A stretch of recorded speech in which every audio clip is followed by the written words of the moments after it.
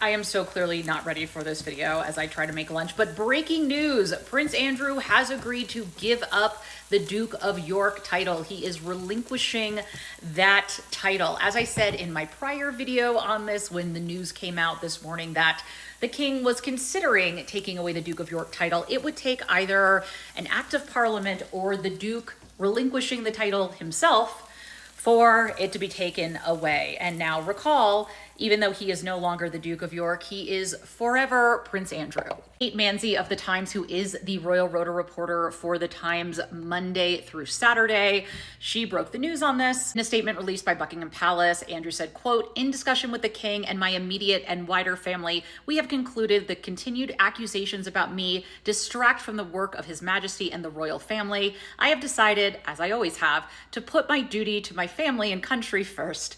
I stand by my decision 5 years ago to stand back from public life." Well, if that isn't a convenient retelling of history, what he's referring to 5 years ago was that disastrous interview with Emily Matlas, pretty much forced the Queen's hand to strip Andrew of his titles and working royal responsibilities. Not to mention, if the UK government hadn't blocked access for journalists to see exactly what Prince Andrew was doing as the special trade envoy for the UK, perhaps we would actually know if he put his country first and not his own aspirations.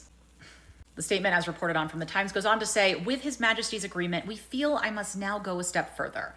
I will therefore no longer use my title or the honors which have been,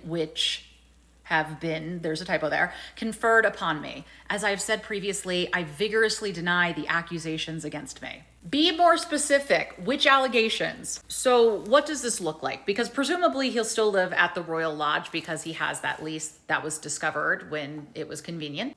Just saying the timing was something. Also, does that mean that he is still going to enjoy the perks and the privileges afforded to him? Because I would find it very hard to believe that Prince Andrew willingly gave up his title solely because of responsibility to country and duty. What do you get in return? Do we still get the shooting weekends? Are we still doing the Sandringham Christmas walkabout? This is a developing story.